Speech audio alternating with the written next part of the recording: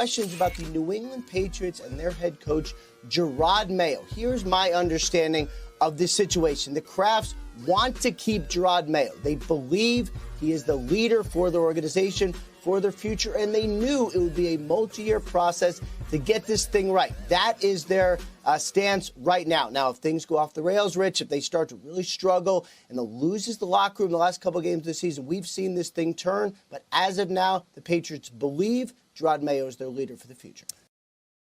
If things go off the rails, mind you, the New England Patriots are 3-12.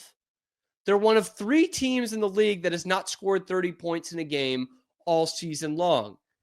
Their owner and their president were caught on live TV last week talking about how bad the play calling was. Their head coach gave the most embarrassing quote from a Patriots coach in probably 30 years right after that game. And oh yeah, the team they got blown out by last week, Arizona, they lost to the Panthers this week.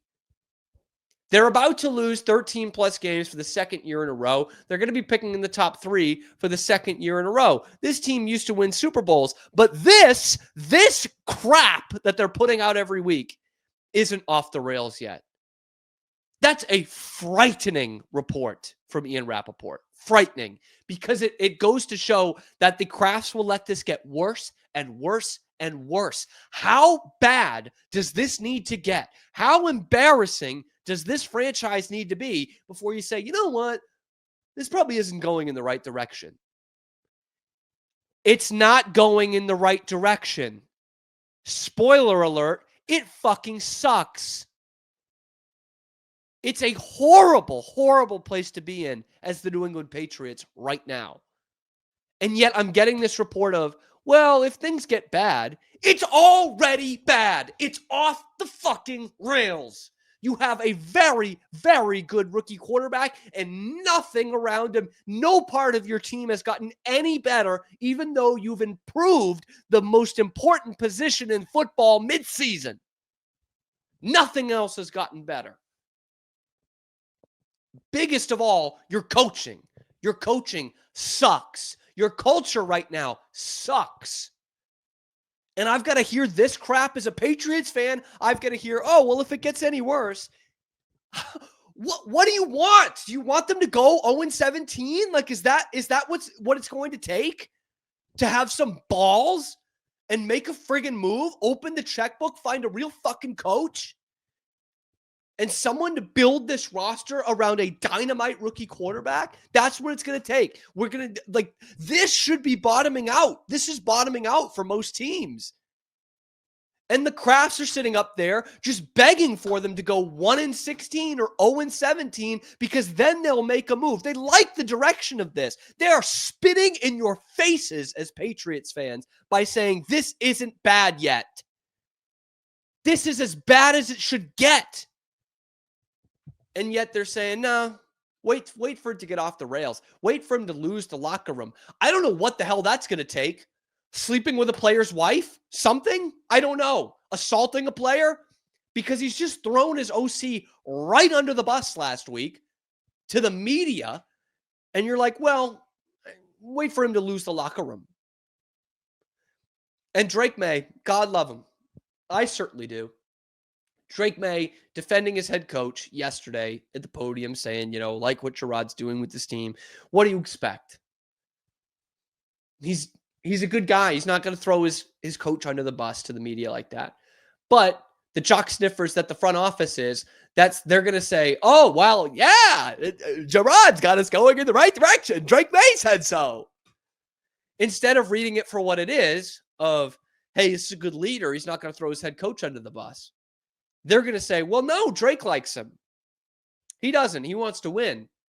Jerod Mayo's not going to get them winning. Because, again, there's zero accountability in this franchise, which is baffling from where they came from. They were the ultimate example of accountability.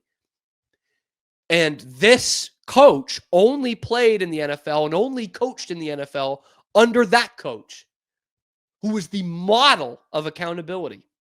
And yet, fourth quarter, the Patriots are in a 3rd and short. The play clock is running down. It hits zeros, delay of game. That's on the quarterback. I'm not trying to take away from this. That's on the quarterback. It's one of 2 or 3 mistakes that Drake May made yesterday. But then I nearly broke my television because they pan to Jerod Mayo, and Mayo's on the sidelines, and he's just shaking his head and scoffing as the play clock hits 0 and they get a delay of game penalty. And I look at the score bug, 3 timeouts remaining. I'm like, don't just shake your fucking head. Call a goddamn timeout. You're the head coach. Only the quarterback and the head coach can do it. He doesn't see it. I get it. It's a bad mistake. He's a rookie quarterback. You call the timeout. I mean, literally, a guy just got fired for that. Matt Eberflus just got fired for that 2 weeks ago. And Jerod Mayo's just sitting there. What are we doing? What are you doing? Call the timeout. That's a massive play. It's like a 3-point game. You're on a 3rd and short, and you're going to let it go to 3rd long because you are not calling a timeout. This guy doesn't know how to be a head coach. He's completely overwhelmed by this thing. Before the game, during the game, after the game, he doesn't know what this job entails. Or if he does, he's sure as shit not showing it. And I've got to wait for it to get off the rails? Like, how much more off the rails does it need to get? This is pathetic. We're becoming a joke of this league. Dion might not even let Travis Hunter play here. Oh, my God. His fiance will have a real good time in North Attleboro, though. It's such a joke, man. And like, we used to laugh at these teams, and every week there's more punchlines. Wait till it gets off the rails. Wait for him to lose the locker room. I'm telling you, this ownership wants them to go 0-17, so they have a foolproof excuse to fire the coach and switch things up. And what they don't know is there's a foolproof excuse right there. There's no pride in some respects, and there's too much pride in other respects. Because the reason they're doing this is they don't want to admit they were wrong. They don't want Belichick to quote unquote win. Suck it up. You are spitting in the faces of this fan base that has worshipped your family for 3 decades. Open your eyes, man. This should be as bad as it gets. But what you are telling Patriots fans is you're going to let it get worse. We